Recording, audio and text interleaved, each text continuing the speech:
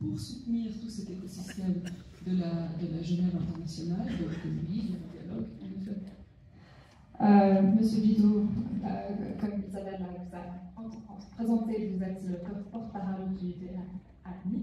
Je pose la même question. La Suisse a un rôle essentiel pour préserver cet écosystème. Quelles sont les actions concrètes que la Confédération prenne par rapport à cette crise? Est-ce que vous coordonnez avec les autorités municipales cantonaux ici à Genève? Bon, la crise, elle a plusieurs dimensions. Hein. La crise, si on prend un peu de recul, c'est la crise, c'est les réformes nécessaires du multilatéralisme, peut-être on le développera tout à l'heure. Et puis ensuite, effectivement, dans le cadre de ces réformes du multilatéralisme, quelle est la place de l'agenda international? Elle est essentielle, j'en reviendrai tout à l'heure, face à la crise très concrète dont vous parlez, à savoir les hommes et les femmes qui sont touchés par des licenciements. C'est vrai qu'ils travaillent en subsidiarité, on va dire.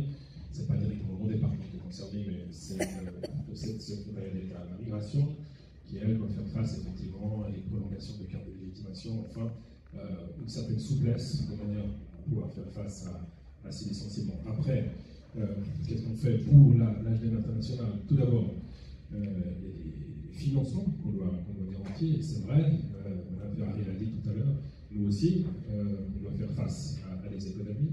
Le Parlement, comme vous l'avez vu, a décidé de couper dans la coopération internationale, notamment en faveur de l'armée. Donc, c'est pas nous, c'est pas seulement la Suisse qui est dans cette situation-là, mais concrètement, on a dû faire des choix, on a dû couper des parties, on a dû réallouer une partie de nos budgets dans le domaine de la coopération internationale, et nous aussi, on a procédé à des coupes, certes nettement moins importantes de celles des États-Unis, mais on a aussi dû faire des priorités. Il ne reste pas moins à investi beaucoup d'argent dans l'agenda international. Vous avez peut-être vu qu'on a un crédit État-Hôte qui fait finalement de soutenir cette agenda internationale qui s'élève à 24 millions. On a augmenté 1,2 million de plus, 5% de plus. On n'a pas lâché l'agenda international sur le plan budgétaire. On peut peut-être rappeler ici tous les investissements qu'on a qui ne sont pas seulement dans le crédit État-Hôte. On a investi dans l'immobilier.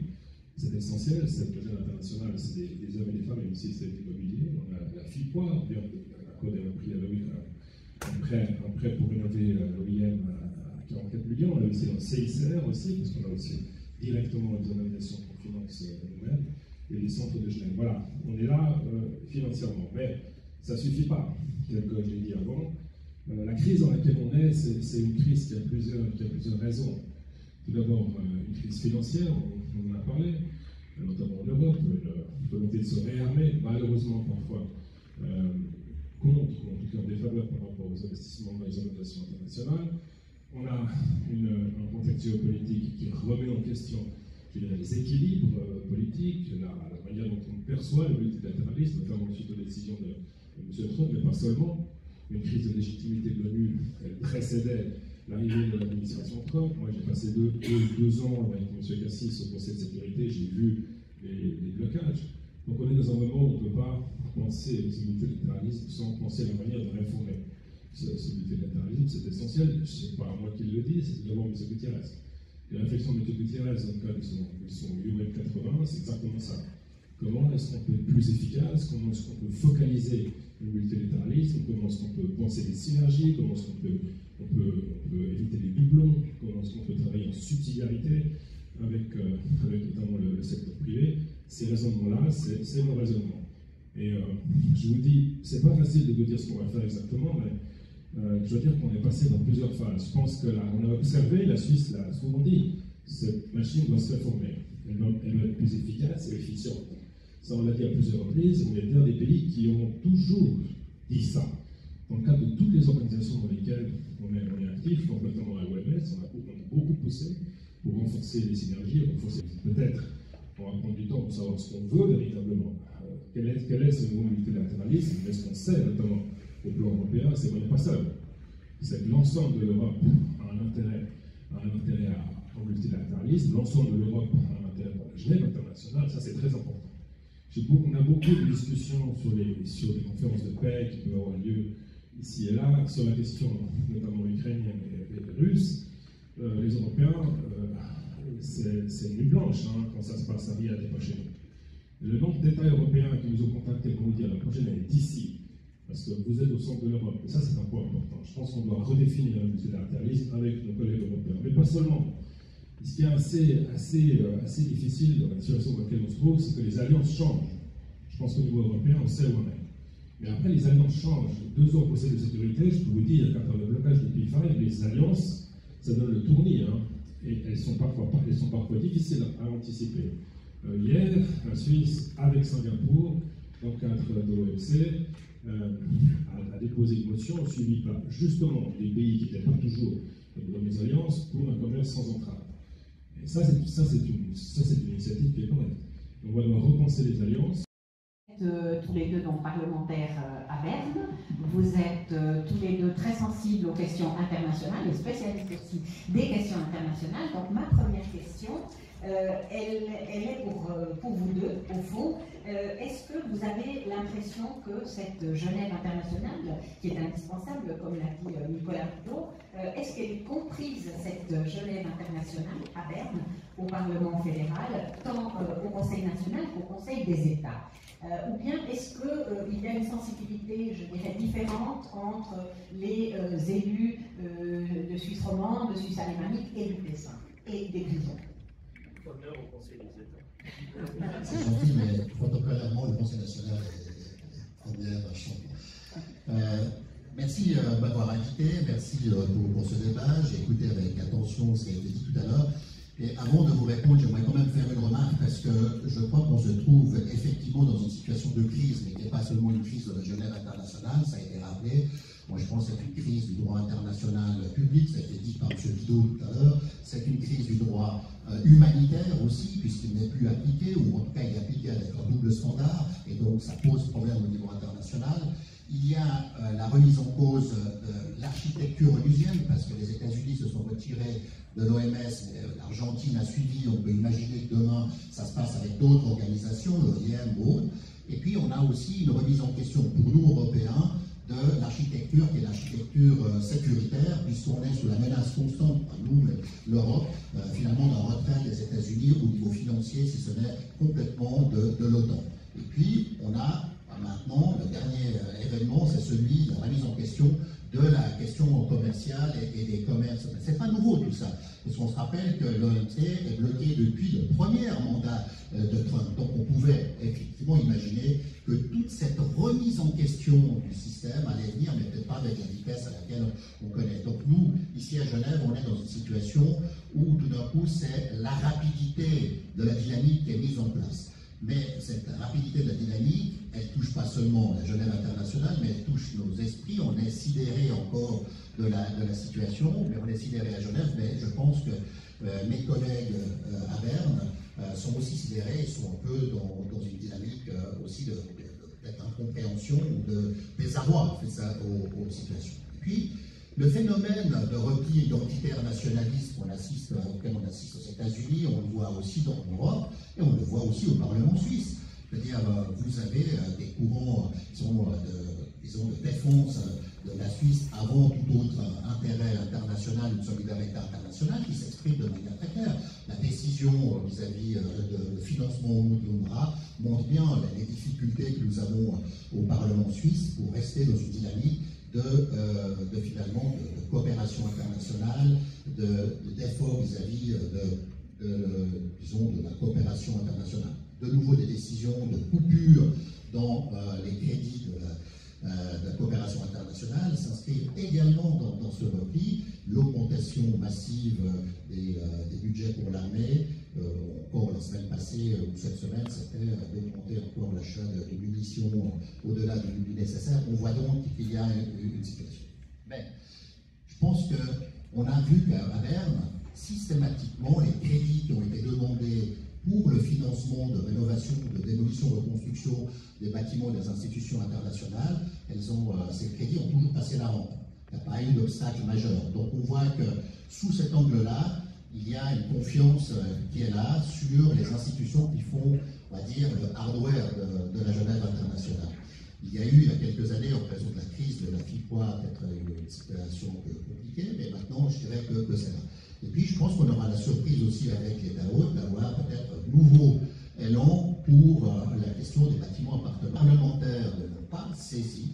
c'est la nécessité d'inventer un projet, de soutenir un projet qui fait la Genève internationale. On a eu la Genève internationale de 1920 avec la création des SDN, mais c'était l'idée de la SDN et la réalisation des SDN. Même chose, l'ONU, et puis la réalisation des objectifs de l'ONU avec les différentes institutions. Mais il y avait cette idée généreuse et fédératrice de l'ONU. Et aujourd'hui, je pense que pour maintenir la Genève internationale et le faire passer auprès de nos collègues, c'est aussi celle de réinventer cette dynamique. Et je pense qu'il y a une opportunité.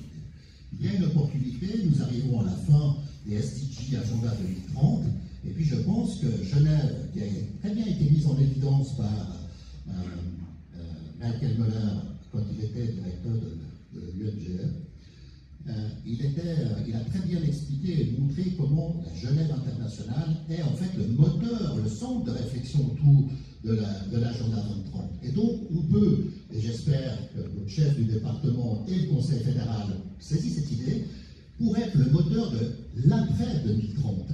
C'est-à-dire, aujourd'hui, il reste 5 ans, et je pense que Genève pourrait être effectivement l'après agenda 2030, avec les organisations internationales, avec le secteur privé, avec les ONG, avec les parlementaires, avec les villes, pour essayer de trouver la nouvelle étape du développement commun et de la solidarité internationale. Et là, on peut faire ces alliances, puisque c'est un thème relativement vaste, et essayer de convaincre de cette manière aussi les parlementaires qui aujourd'hui sont plutôt préoccupés par les intérêts économiques et identitaires en Suisse. Merci pour ce plaidoyer. Mon chef est quelqu'un qui a pris une certaine distance. La communication qui est la sienne, c'est un associé de décision et de fait. La dernière fois qu'il est venu ici, c'est pour ouvrir la session du Conseil des droits de l'homme. Il a fait un discours, il a dit que les droits humains ne sont pas un luxe, mais une nécessité. Il a dit que sans le Conseil des droits de l'homme, c'est tout. Les démunis, c'est tous les totalitarismes qui vont gagner. Comme il l'a dit, il a fait une conférence de presse derrière dans laquelle il a dit exactement ce que je dis, que la Suisse s'engage pour un multilatéralisme efficace et ciblé, et que la Suisse, et notamment la politique étrangère suisse, dépend complètement de la Genève internationale. Donc il l'a dit à plusieurs reprises. Madame la présidente de la Confédération, à la première conférence suite aux annonces de M. Trump, a dit 2 choses. Que la Suisse avait 2 valeurs sur lesquelles elle ne lâchera jamais, c'est tout d'abord le respect des normes internationales et le libre-échange. On sent effectivement 2 tendances politiques, mais ces 2 doivent travailler ensemble pour avoir accès au marché et les règles pour pouvoir le faire, pas seulement pour le marché, mais aussi dans le domaine de la santé et du militaire, par exemple. Voilà ce que je dis. On va continuer à s'engager. L'idée de la conférence, elle est fascinante. Je réfléchissais vraiment comment on peut faire une conférence comme ça, sans impliquer le secrétaire général de l'ONU, comment on peut impliquer. C'est difficile, parce qu'on rentre sur un sujet en particulier, qui est central, par exemple la santé, par exemple l'humanitaire, et on fait une réflexion sur le multilatéralisme, on reprend par le haut, il faut bien réfléchir à la façon de travailler. L'idée d'avoir des chefs d'État, M. Trump peut-être, des chefs d'État notamment, des alliances dont on parlait avant, notamment européennes, c'est essentiel, pas seulement les Européens. Je le répète, Singapour et la Suisse s'engagent auprès de l'OMC. Je pense qu'il y a des alliances concrètes à faire par rapport à ces normes qui, comme l'a dit M. Valder, sont essentielles pour la vie de tous les jours, notamment pour faire des accords de libre-échange et des accords bilatéraux avec l'Union européenne. Merci. De l'argent pour l'assembler, cette Genève internationale. Alors évidemment, je vous regarde, monsieur et Guy, mais pas seulement vous. Merci de me regarder. Juste pour clarifier, donc, en ce qui concerne la Fondation pour Genève, on n'est pas une fondation donatrice. On prend parfois pour d'autres types de fondations qui ont des budgets illimités, ce qui n'est pas notre cas. Je vais vous expliquer nos activités, notre mission. Par contre, oui, les fondations philanthropiques, elles sont déjà présentes aujourd'hui. On peut penser il y a plusieurs fondations. Évidemment, il y a la Fondation Bill et Melinda Gates qui finance énormément l'OMS. On sait qu'il y a des partenariats avec des entreprises privées, des entreprises de la tech, avec le HCR par exemple, le Gavi qui est aussi soutenu. Enfin, il y a beaucoup d'organisations internationales soutenues par des fondations philanthropiques et des entreprises privées. Ce qui est certain, et je pense que tout le monde l'a dit, c'est qu'aucun de ces acteurs, que ce soit philanthropique ou privé, je pense qu'il ne faut pas se voiler la face, et aucun d'entre eux ne va pallier au déficit et au retrait des le soutien financier de certains pays, ça c'est une certitude. Par contre, je pense que ce type d'acteur va pouvoir être peut-être plus, je ne veux pas dire efficace, mais soutenir des projets plus spécifiques, plus stratégiques, des projets pilotes, des projets innovants. Donc voilà, c'est aussi ce que je pense qu'il va y avoir peut-être aussi au niveau du secteur privé. Nicolas Bidot le disait, depuis le 20 janvier, on a quand même une succession de nouvelles quasiment quotidiennes qui donnent le vertige. Et dans le secteur privé, que je m'en prédire, je ne me représente pas aujourd'hui, mais on travaille avec eux, c'est nos donateurs, aussi on est financé par eux, mais le secteur privé va devoir aussi probablement penser à des nouvelles stratégies de soutien, donc réévaluer, réajuster selon les... Alors, c'est eux qui décident à la fin quand même. Il faut quand même le dire. Il faut quand même le dire. Non, alors la question du budget, on le maintient. J'aimerais quand même dire que je pense que si on est réaliste, tout va se passer de dire effectivement des budgets qui doivent être supplémentaires ou pas, mais des budgets qui doivent être là pour la chaîne internationale, pour le multilatéralisme en général. Mais je pense que ça va se jouer sur la qualité des réformes. Ça, c'est essentiel. Il nous faut, la LDC se fait l'avantage, parce que les réformes sont efficaces, on va au but, et je pense que ça va se passer quand même sur un débat sur le fond, on aura en parallèle au débat financier. Ça, c'est la réalité, je pense, du problème. Et encore une fois, à la fin, c'est eux qui décident. Alors, vous désirez encore plus financièrement la Genève internationale? Clairement, le Parlement peut tout. Hein. Il peut voter des crédits spéciaux et puis il peut revoir d'ailleurs les coupes aussi prévues dans la stratégie de coopération internationale, prévues donc sur 4 ans. Eh bien, il pourrait revoir cela. C'est ce que nous demandons d'ailleurs, hein, qu'il réexamine la question pour les budgets 2026 et suivants.